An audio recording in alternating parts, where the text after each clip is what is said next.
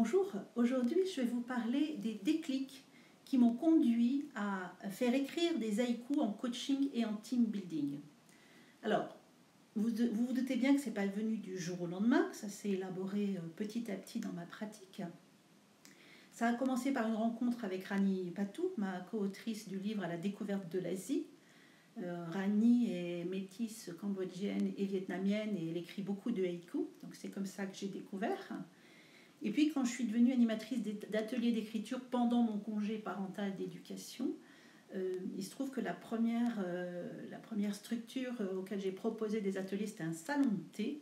Et il m'a demandé, ce salon de thé, d'écrire des ateliers d'écriture à partir d'une dégustation de thé.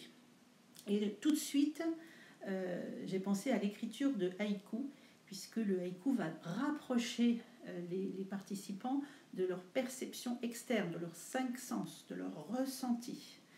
Donc ça correspondait parfaitement à la situation et j'ai constaté à ce moment-là l'effet extrêmement apaisant, ludique et émotionnel de cette forme d'écriture poétique. Donc voilà, j'ai continué à faire écrire des haïkus en atelier et quand j'ai repris ma pratique de coach en 2015, il se trouve que j'ai recommencé tout de suite à coacher dans les grands comptes.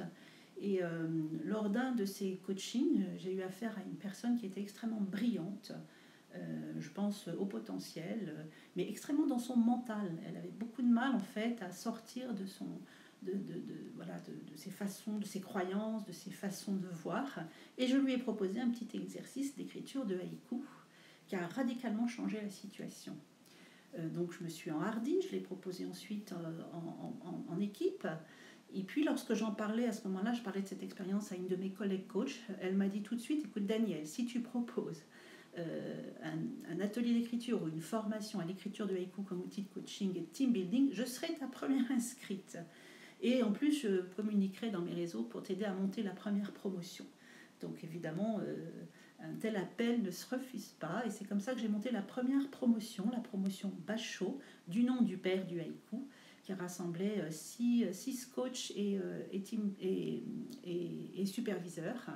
Et bon, et constatant effectivement les bénéfices très profonds de cette forme d'écriture, j'ai continué à former. Aujourd'hui, j'en suis à la 10e promotion qui va s'ouvrir le 7 juin prochain, la promotion Jozo, un disciple de Bachot.